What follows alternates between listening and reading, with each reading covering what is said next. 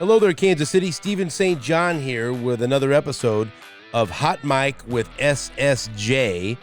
And if you would like to advertise or sponsor this podcast, you can contact me, Stephen St. John at 810WHB.com. That's Stephen St. John at 810WHB.com. And we can make that happen because we're going to be turning these out every week. And we got some really good guests coming up that I have planned for you. And we'll also have the return of Gutierrez. Todd Lebo will be joining us when he gets back from it. If he ever fucking comes back from Italy, you know, I think he's coming back. It's been 2 weeks. Where are you, Todd? You know, have you had enough? Have you had enough pasta? Have you had enough fun? Come back and work with us. And so we've got a lot of good stuff planned for you. Former Mizzou linebacker Brock Christopher is going to be on with us. My good friend John Bond from the Earth Dispensaries is going to be with us for one podcast. And down the road, we're going to get George Brett. So just letting you know that's going to happen. Also, Gary Dieter and Anthony Sherman. I was on their podcast, so they're going to come on my podcast and cuss and curse. And so we like that and tell some football stories. Today is going to be a little bit different. It's going to be me. And this isn't going to be a fun and wild episode of Hot Mic with SSJ because this episode I want to talk about my mother, my mom, because right now as we record this, it's Thursday, October 12th, and the date that my mother passed away was October 15th, 2006. She passed away when she was 67 years old. Her name was Julie St. John, maiden name Julie Ontiveros, but her nickname was Babe. Everyone called her Babe ever since she was young, and she was, if you've heard me talk about her on my radio show, or on social media or anywhere else, you know that we were like this. She was clearly my best friend and my biggest supporter, also my biggest critic, which used to make me really mad, but I look back and I understand what she was doing. But she was, put it simply, one of the best people that I've ever met in this entire world, and one of the smartest people I've ever met in this world.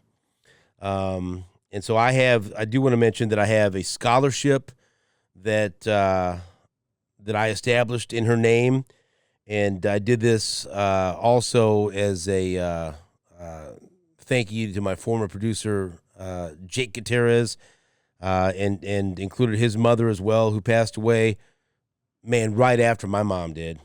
And I remember when my mom passed away, after the services, we served Mexican food at the church at St. Gabriel, and that was provided by Salty Iguana, and I'll never forget that. It was so kind of them to do that.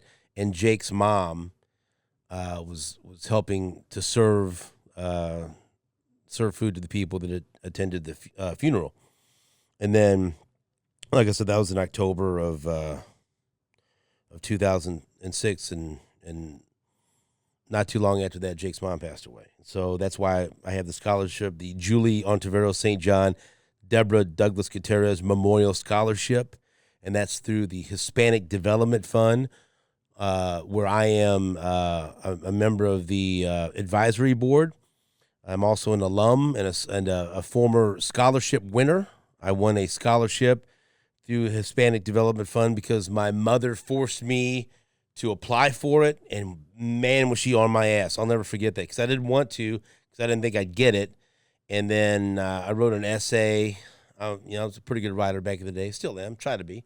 But I would have never applied for the scholarship, and she forced me to, and I got it, and it helped me get through school, and that's why I've established a scholarship in her name to help some other deserving kids out there.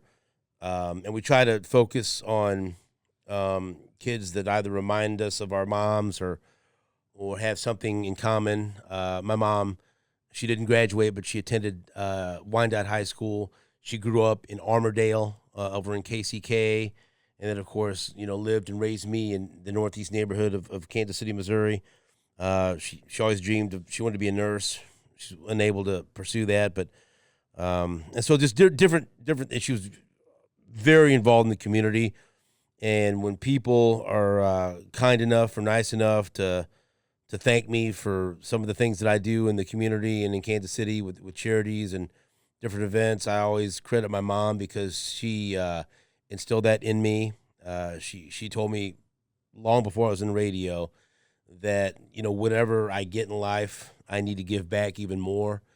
And she was heavily involved in a number of different charities, and she volunteered. She volunteered so much of her time to special causes that she deemed worthy, and so I was always that really made an impact on me, and so I've tried to do that in her name and in her memory, and hopefully I'm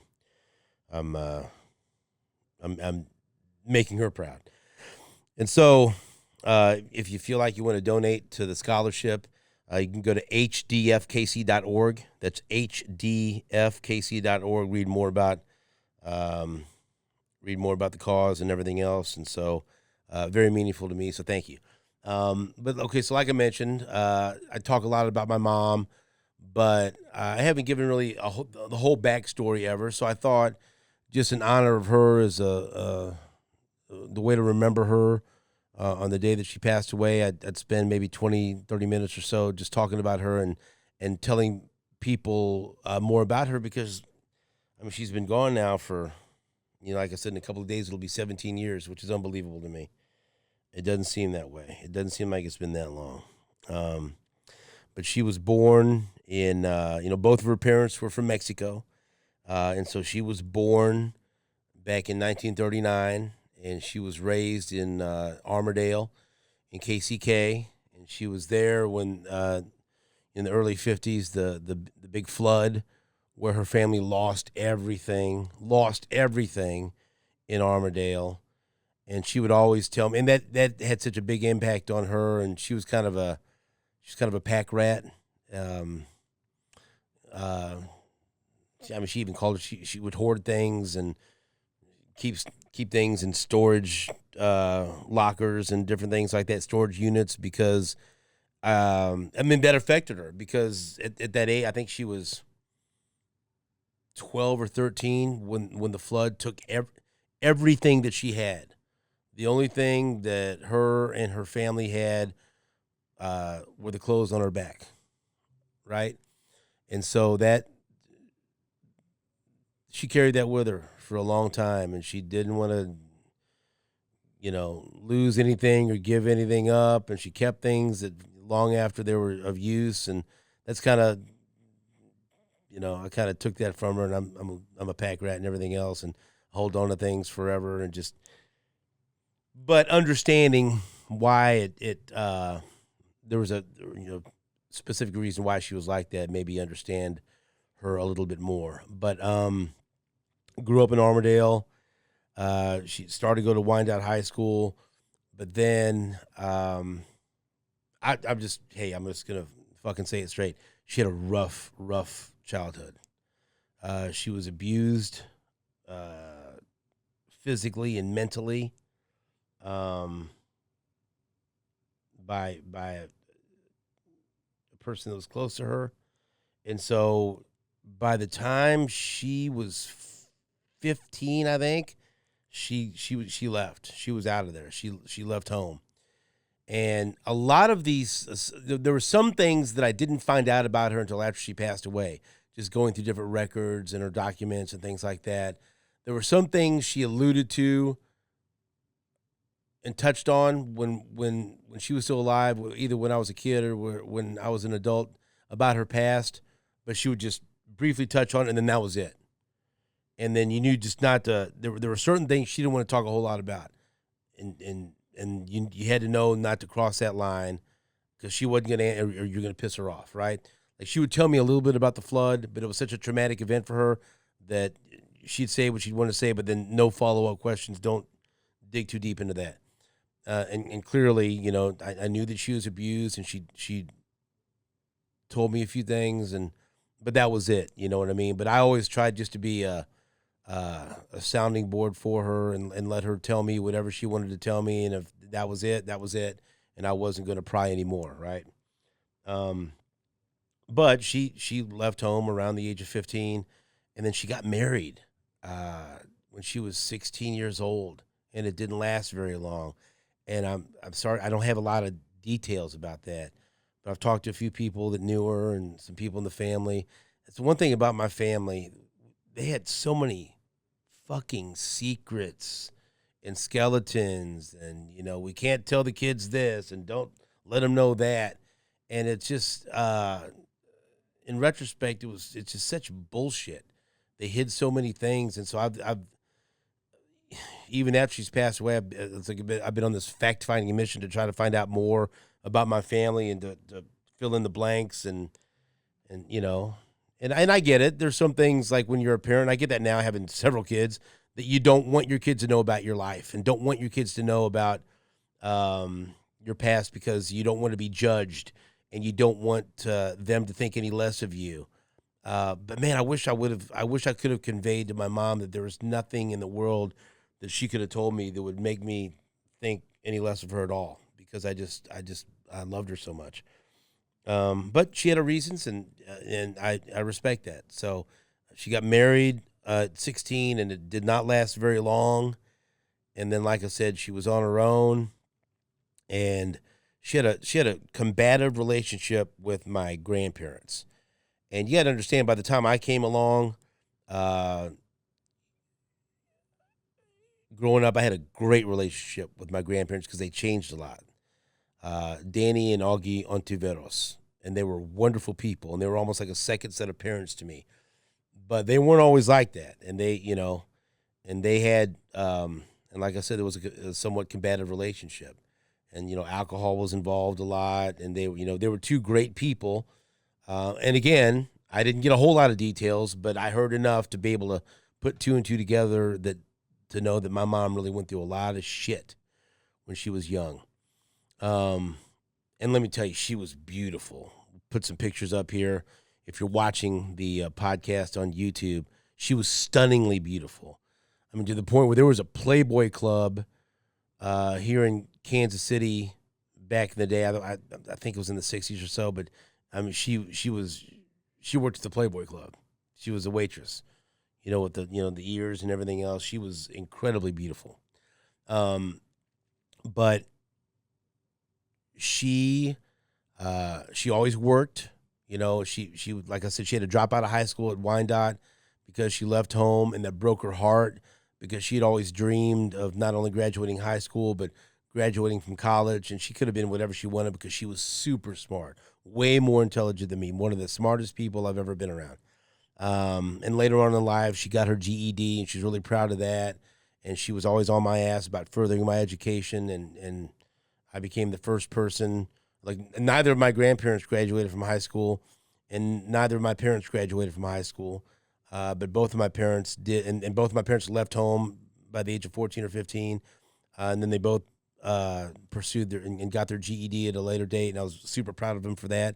But I was the first, person in my, family that between my grandparents and my parents actually graduated from high school and then graduate with a college degree. And it was, 95% of it because of my mom was on my ass, and I was going to do the things that she didn't have the chance to do.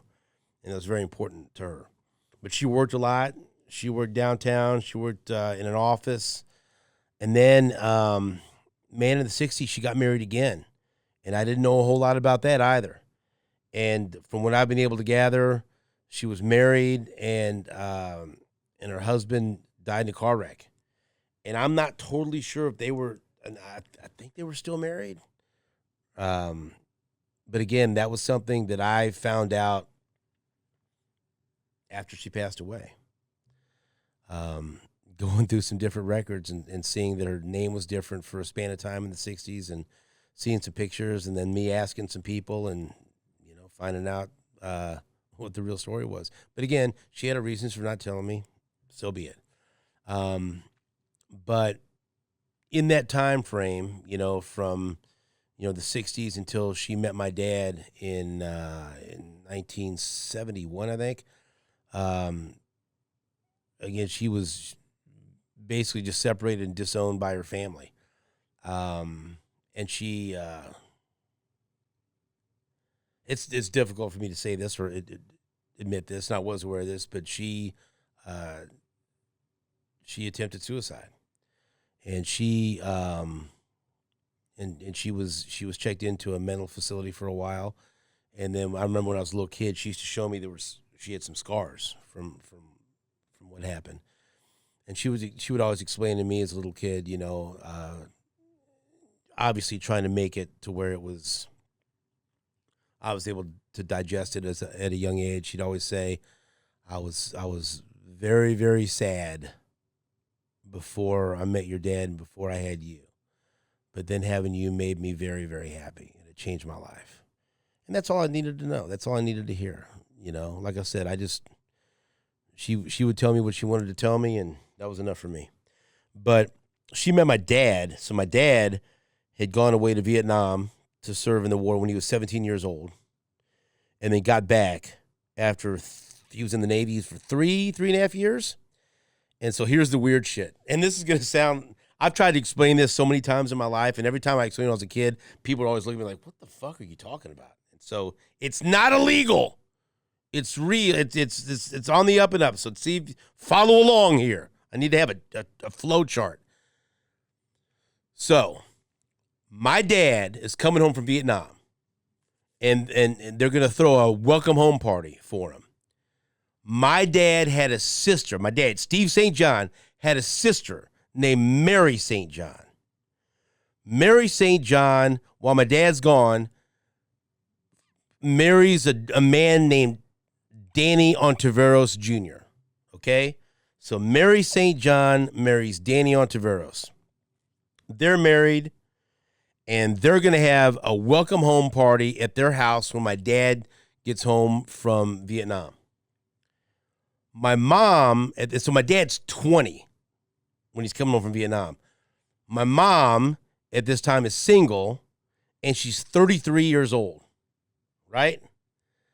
And so, she's coming to the party.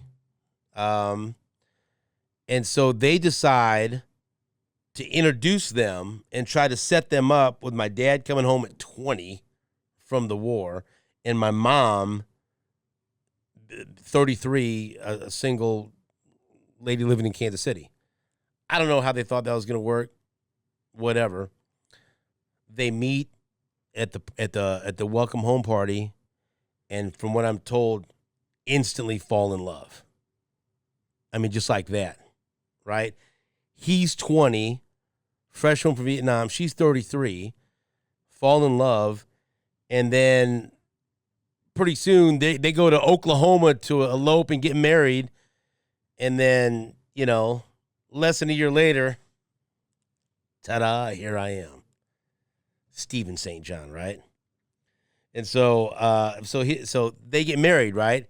And so my so see if that makes sense. So my dad and his sister Mary married my mom and her brother Danny. So it was so Mary and Danny were married.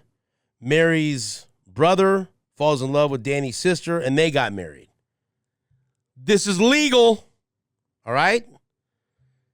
There's nothing. It's just, and so then, they had a son, Danny and Mary, named Tony, and he was my older cousin. But we'd always tell people we're double cousins, because we'd say, hey, my mom and his dad are brother and sister, and also my dad and his mom are brother and sister. And then people would look at us like, dude, that's nasty. Like, no, it's not. And so and I've talked about my cousin Tony before. He's no longer with us, but we had a lot in common. Some things more than others.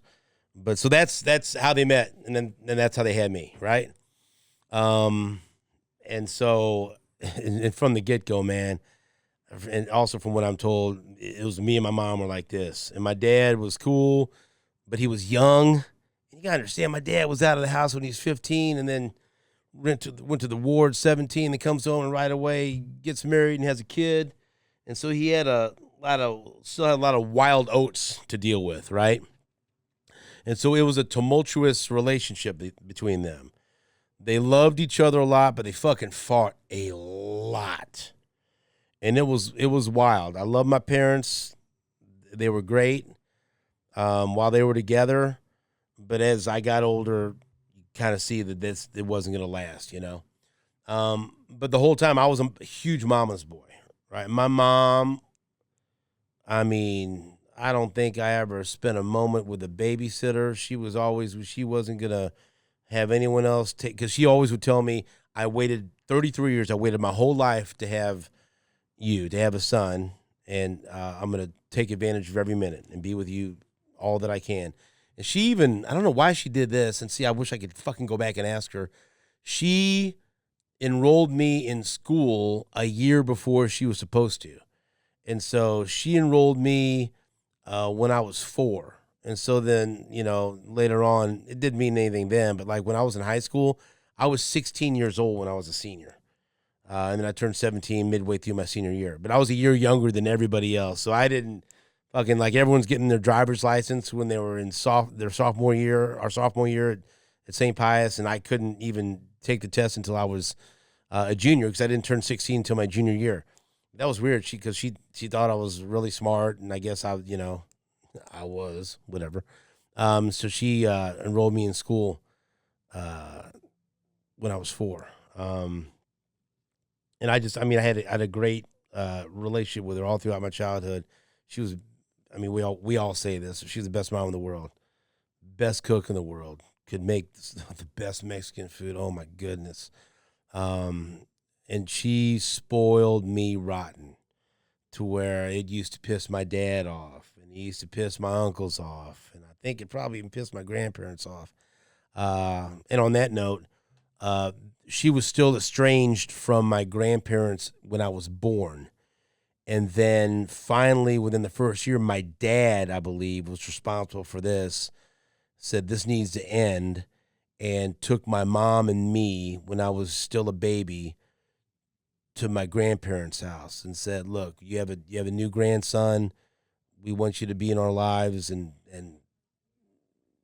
let's squash this shit. And I guess they saw me and fell in love. But so that brought everyone back together, right? And again, like I told you, my grandparents were fucking awesome. That's one of the big reasons why I'm such a sports fan, was my grandfather, Danny Ontiveros, who was a former boxer, who loved the Chiefs and loved the Royals. And I used to watch all the games, and we'd watch all the fights together. It was incredible, right, to be their grandkid. But they spoiled me rotten too, to the point where all my fucking cousins hated me because I was the baby. They used to call Steve-O, and they used to fucking spoil me just like my mom did, and whatever. But that, brought a good part of the family back together, right?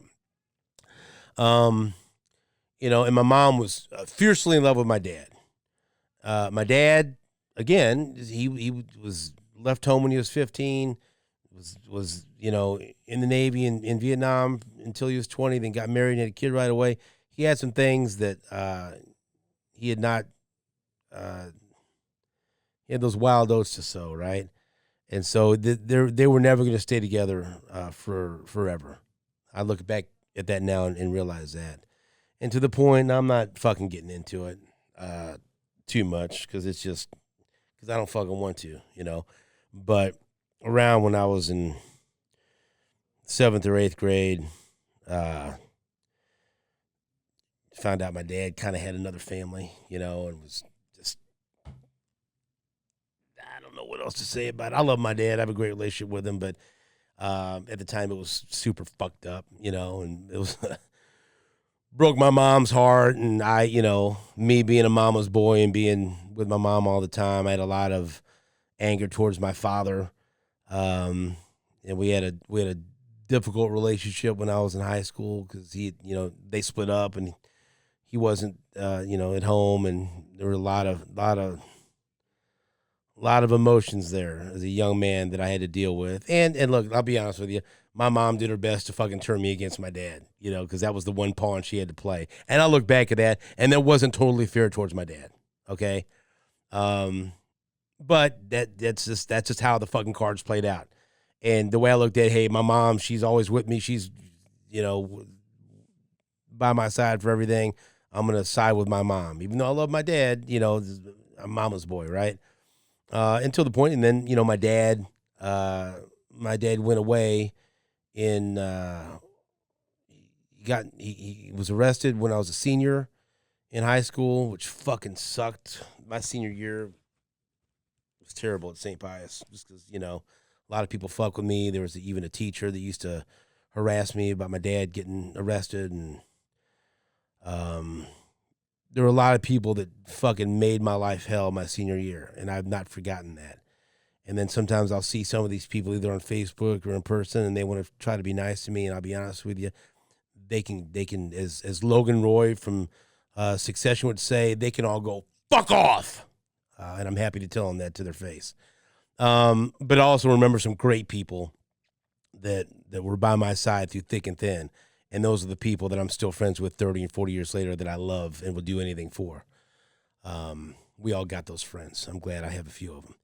And then my dad went away, and that even made my mom and I even closer because it felt like it was, us against the world. And so back when I was a kid, I used to be called Steve. They called me Steve or Steve-O, right? There was no Steven. My mom would call me Steven.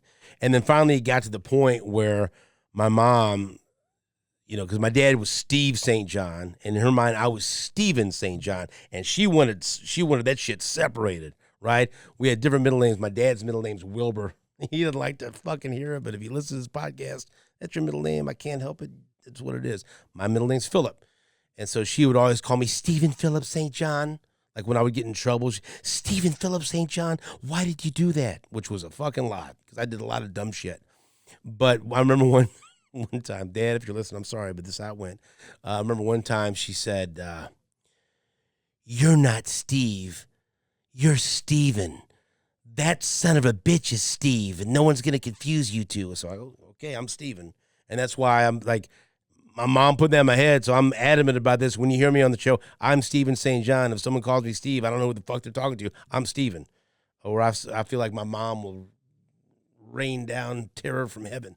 And so, we continued to be very, very close, but she was a very sick and fragile woman, mentally and physically.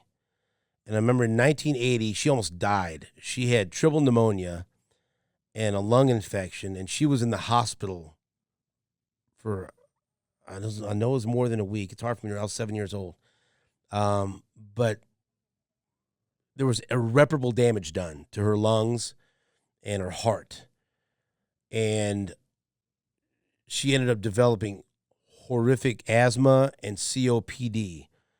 And throughout my childhood after that, she used to have to take 2 or 3 breathing treatments every day, her inhaler, prednisone. I remember one time, like this was more into my teen years, she was taking like 7 or 8 pills a day and her breathing treatment, and sometimes she'd have to give herself a shot. It was terrible. And I cannot tell you how many times that I would go to the doctor with her, and the doctor would pull me aside and say, there's no guarantee how long she's going to be around, but you have to prepare yourself. Or I remember one time I was getting ready to take finals at Pius one morning, and she had this horrible asthma attack, and I rushed her to the hospital. There's still the University Hospital on Independence Avenue. So I can't remember what year this would have been, but I believe that hospital was still open. And I remember she stopped breathing in the parking lot, and I had to carry her somehow in there into the emergency room. And she made it, But and my grandparents used to tell me, hell, my dad used to tell me. I felt like my uncle that lived in Chicago that was real close to my mom, they were always preparing me for her to die. And so, like, I had this fucking cloud hanging over. Like, I always thought, every time something happened, my mind, like, oh, is this gonna be it? Is this gonna be it? And that's not a fucking fun way to live. But man, she was fucking tougher than everyone thought. And so we continued to be very, very close. And she took care of me, and I took care of her. And then ultimately, when I met my wife, before we got married and everything, I kind of told her early on. I said, "Look, this might send you running, but this is a package deal. Wherever I go, my mom goes. If I leave and get a house, she's going with us because I take care of her. I'm the only one that that is not left her side. Because everyone in her life at some point has left her, and or she'd had some type of breakup with. And my wife was awesome, and she became very close, and she accepted that. And then when we had our son Richie, I can honestly and safely say that even though my mom loved me more than anything, she didn't love me more than Richie, and that added years to her life. And so she lived with us, and she got to, it was great for Susan and I because we were able to work and not have to look for a babysitter. But she took care of Richie every day. Early on she was still working. She worked at Boatman's Bank, which then became Bank of America, in remittance processing. I don't know what that is, but that's what she did. A lot of numbers. And so he did go to daycare for a little bit, but that just wasn't going to work out. And then when she had to retire, she took care of him every day, and she loved it. And to this day, I know for a fact that added years to her life because it gave her something to wake up to and look forward to every day. And so then when Richie was 6, we had Phil. And so for 9 years, because she passed away when Richie was 9 and Phil was 3, that was her life revolved around those 2 boys. Way more than me. I took a backseat gladly. And I'm so thankful that she was able to have such a great relationship with her 2 grandsons. One of the biggest regrets of my life is she obviously never met my daughters, and that still fucking tears me up. But the cool thing is, I always said first daughter I'd have it named after my mom, and that's why my first daughter.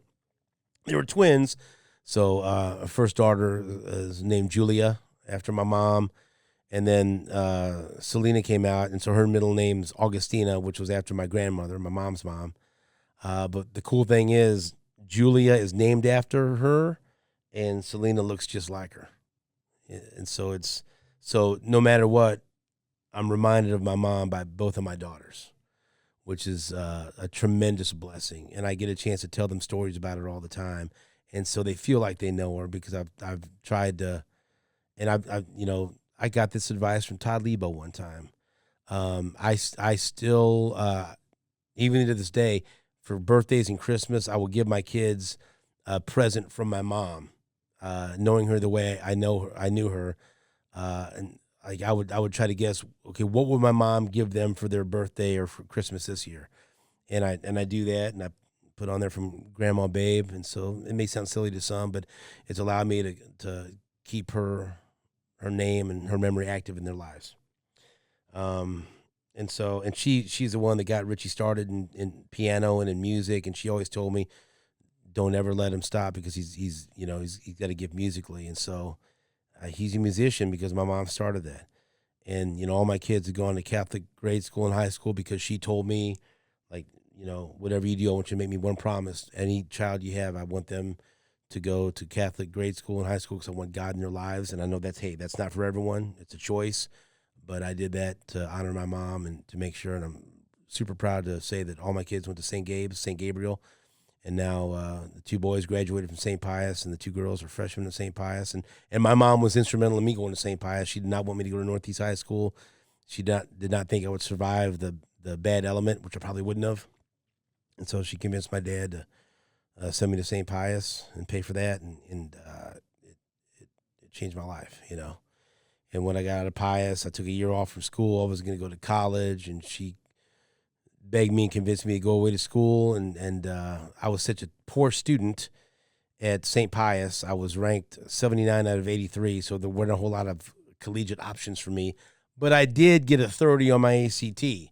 And so then I went up to Missouri Western a year after I graduated from school. And that was hard for her because, yes, she was sending me to go to college, but she was also sending me an hour away. And, like, my mom was never going to go up to fucking St. Joe and visit me in school or anything else. And so she was sending the person that was most important to her away from her. And that was very hard for her, but she knew it was going to be best for me in the long run. And then after I was up there for a couple of years, I came back to Kansas City and transferred to UMKC because my uncle Richie, who my first son is named after, he was a Kansas City, Kansas police officer. He had been diagnosed with ALS, Lou Gehrig's disease, and my grandmother and my grandfather and my mom took care of him. And then basically, they converted my grandparents' living room into basically a hospital room, and hospice helped them out quite a bit. But they needed me to come back to Kansas City because I had to be within 30 or 40 minutes at all times because he lost the use of his arms and legs and everything else, and sometimes they couldn't if he were to fall or couldn't get out of bed or anything else. They needed me to come and help lift him up or pick him up. And so still one of the best decisions I ever made in my life because I was able to be there for him and with them and help them through, because it was just as traumatic for my grandparents, it seems like, and my mom to watch him go through that as anything. And so I was there and I was present for a lot of that, and I was there, holding his hand when he passed away, along with my grandparents and my mom. And so I'll never complain about that decision to come back to Kansas City because I needed to be there. I had to be there, and I was.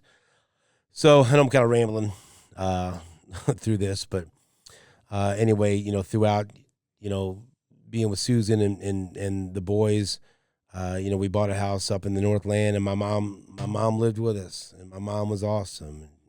And she taught Susan how to make Mexican food, and she was a great grandmother and continued to be a great mom. Now, I will say this, me and her fought a lot because we were so much alike, and she was so fucking demanding. And I say this out of love. I say this because I needed this, right? Whatever I did, and people from the outside looking in won't get this because they thought the opposite. It was never good enough for her expectations, and it used to piss me off, right? And I mean, I remember her used to, you need to go to that sports radio station and tell them you need to get a show because you're telling. I go, that's not how it fucking works. Until I actually did it, and that's how it worked. And she was, Miss, I told you so. I told you you'd be able to get that. God, Mom. And so, but she was always, and it wasn't that she wasn't happy with my success, and it wasn't that she didn't think I was successful, but she always thought I could be more, and she always had this, and it was a moving target, And so now I got a radio show, and hey, I became a professional boxer, and I fought in the Golden Gloves. I did all these things, and still she wasn't satisfied. She was very demanding as far as the expectations that she had set for me. In retrospect, that was fantastic because that made me into who I am. I mean, I can think back to when I've talked about this on a previous podcast. I suffered from terrible depression after my dad left, and I dated the same girl for a long time, and my mom fucking hated her, and she was right. And I used to get mad because I knew my mom was always right about the girls I dated and everything else. But in my early 20s, I was I was not doing well. I was not going anywhere, and I was battling demons. And she was the one, I'll never forget, fucking gave me this newspaper article, and she said, you need to get off your ass and go take these boxing lessons. A local boxer named Craig Cummings is doing boxing at a boxing class down at a gym. And I fucking did it, and I lost 80 pounds and was good enough where I fought in the Golden Gloves, and I fought pro and had that one pro fight, and all because she just motivated me and was on my ass. Just a great woman with a great sense of humor. And the other cool thing about it is, so many of my friends growing up, and even in adulthood, just loved my mom. My mom was so fucking cool and would always let, friends come over any hour of the night. She used to work overnight when I was in high school at Boatman's Bank, and so my house was kind of like, hey, there's no parents there. Um, she was cool about it as long as we didn't fuck anything up. And she just wanted me to be honest with her. I did not drink. I drank alcohol one time in high school because I didn't want to disappoint my mom. It's hard for you to fuck you if you don't believe me. That's just what happened. But she always said, hey, I get it. You're young. Just tell me the truth. Don't lie to me and we're good. Boy, if I did lie to her, fuck. But she was just an incredible woman. But again, she was very sick and very fragile. And I always felt like I had to be her protector. And because I fucking was, And then, as time went on, her health started to really deteriorate. And by that time, my dad got out in 98 or 99, and they were able to at least, be friends and be, have a reasonable relationship. And she always loved him. She never stopped loving him. She never stopped. My dad could have done anything, and she was never going to stop loving him, And my dad, tried to be cool and everything else, and they were able to, for the good of the grandkids and me and everything else, they made it work as they were able to coexist. And then as time went on, she got sicker and sicker.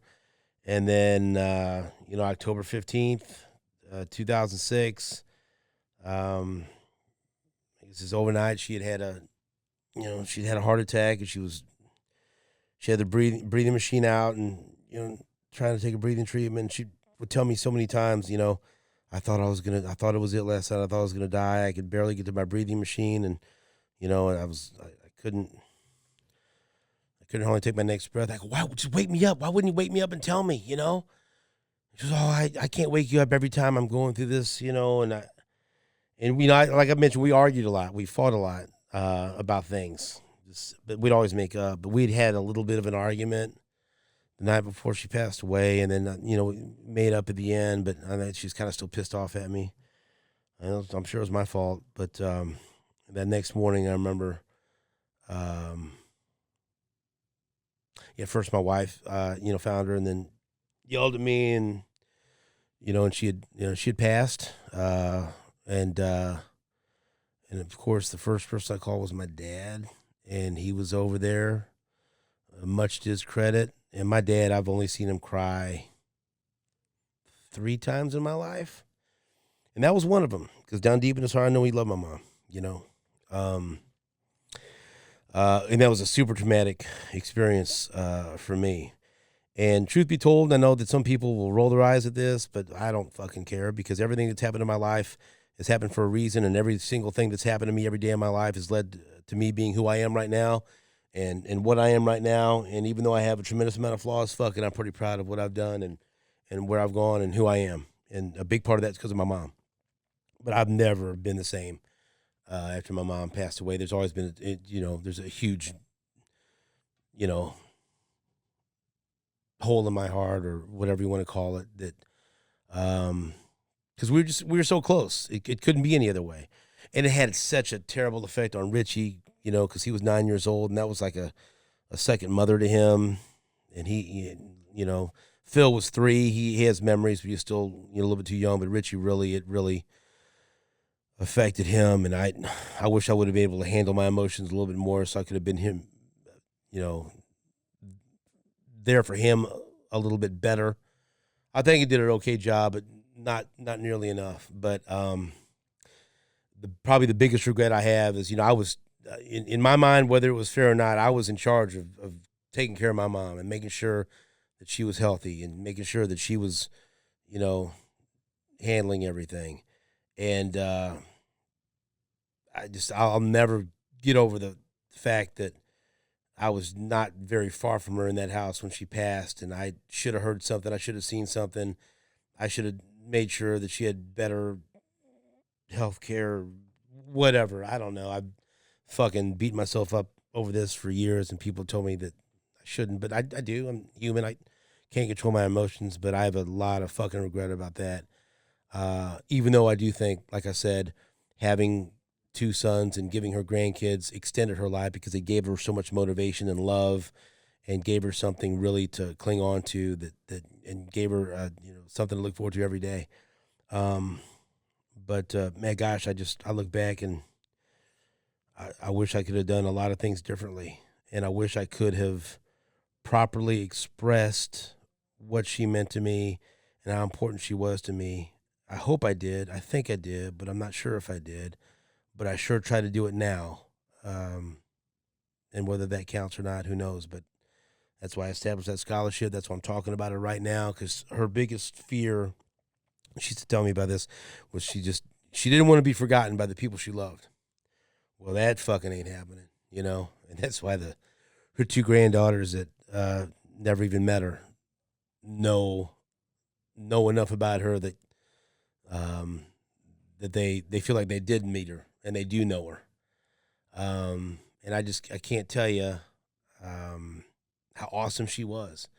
And I would not be in radio if it wasn't for her. And I've never seen a person do more for people without expecting or getting anything in return. She helped so many of my friends. I probably shouldn't say this on the air, but a few times she bailed my friends out of jail and promised not to tell anybody. Or I remember one time I was 15 and my friends were 16 and 17 because, again, I was the youngest one, and we had gotten arrested, and she came in the middle of the night, and I was released to her.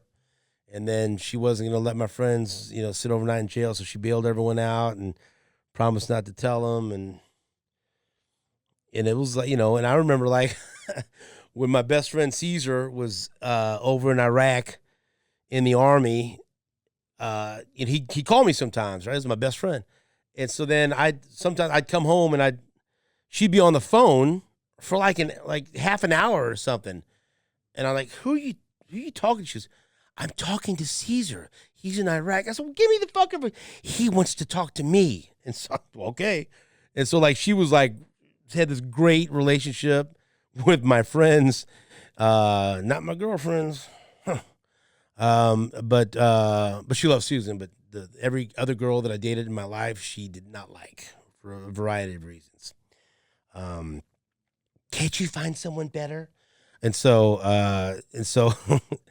like my buddy, Big Tom, and my friend Anthony, and all the friends you hear me talk about on the air had such a great relationship with my mom because she's so fucking cool, and she was always there for anybody to do anything, whether to cook for them or just be lend them an ear and help them with their problems, or just to be a motherly figure. And even like I was like, Todd Levo had a chance to meet my mom, and I remember one time we had a watch party. I had a little apartment up north before we bought a house, and we had a watch party for a Mike Tyson fight. I told my mom, I'm inviting some friends over from the radio station. Will you make some Mexican food? And I only invited like fucking like 7 or 8 friends. It's when I was doing the nighttime show, the Stephen St. John show.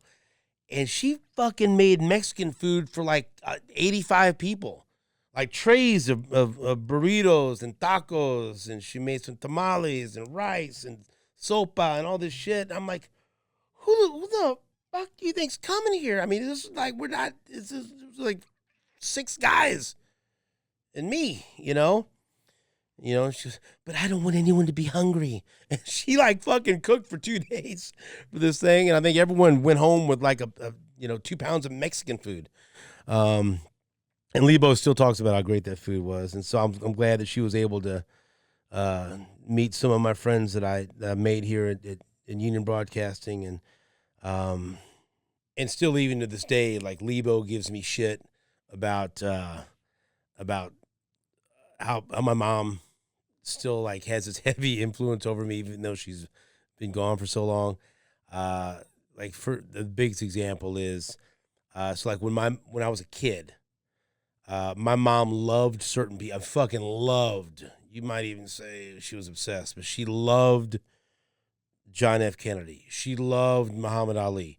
She loved George Brett. She fucking loved Elvis, right? And so you hear this weird, bizarre obsession I have with Elvis. because of my mom.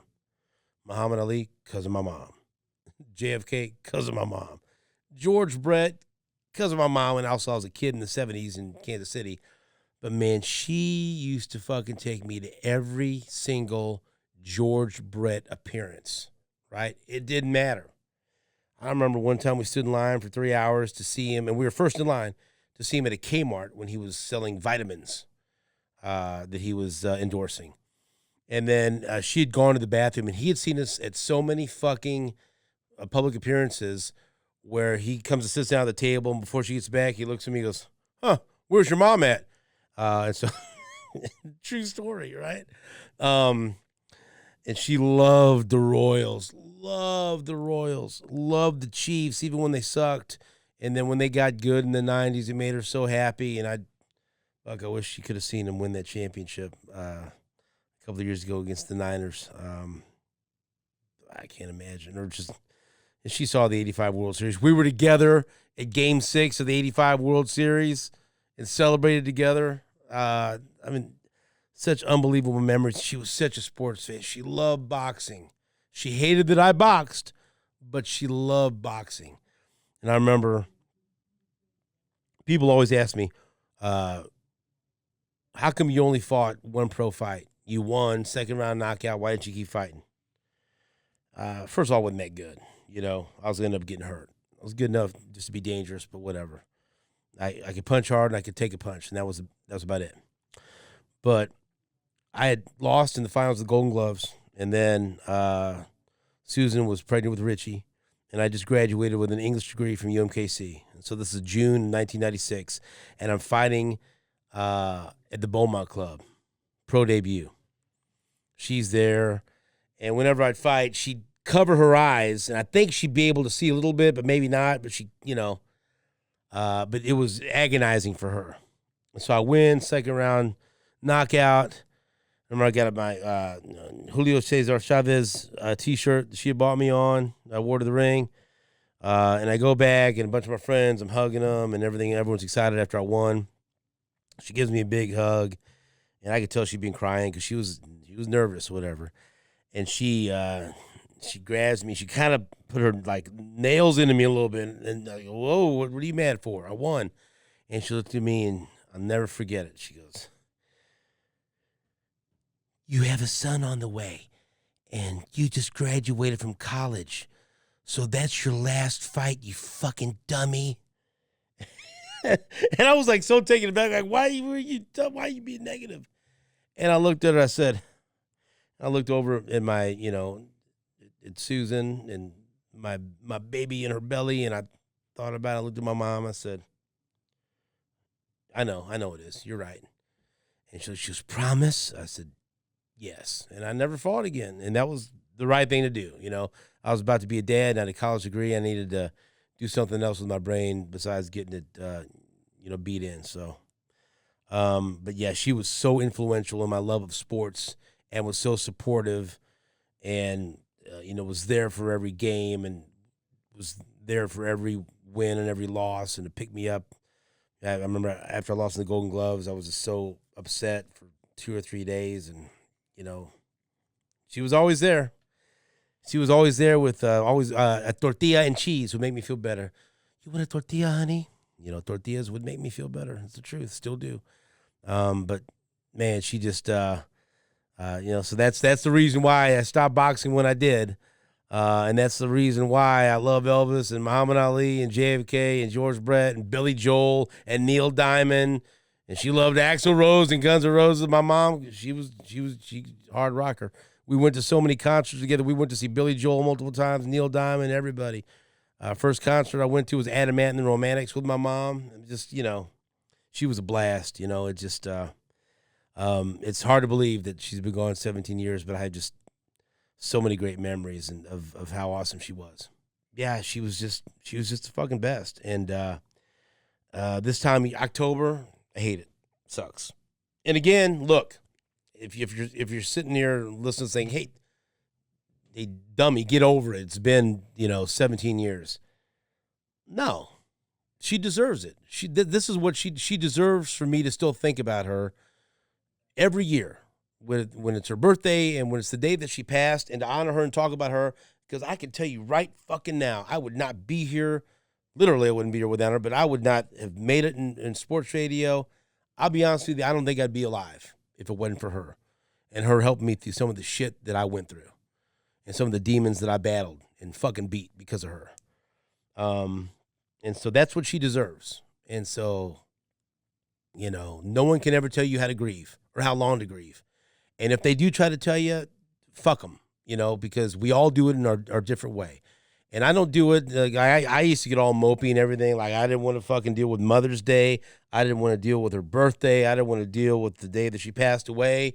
But then I thought, this is unfair to my family now. And so instead, I'll use it as a celebration and I'll talk about her. I'll remind people how great she was so people will know what she meant to me.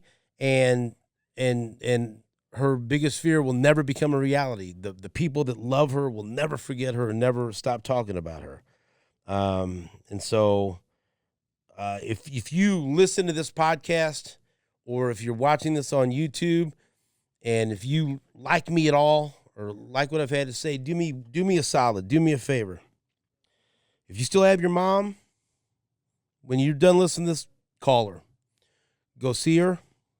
Take her out to dinner. Do something. Same thing. You still have your dad, call him. All right? Go spend time with him. And if something's happened to where that relationship may be rocky or whatever, fuck that. Because it's at some point you won't have that chance anymore. So, work it out and go spend time with your parents or your parent or your father figure or mother figure or your aunt or uncle, whoever that, your grandpa, whoever that is to you. Because I could promise you this. I ain't got a whole lot of money, but every fucking dollar and cent I got in my bank account, I'd give it up right now to have 15 minutes with my mom or go take her to lunch or go have a phone call with her or just have her bitch me out for not doing something right or anything. I'd without question. And so if you have that ability, go do that.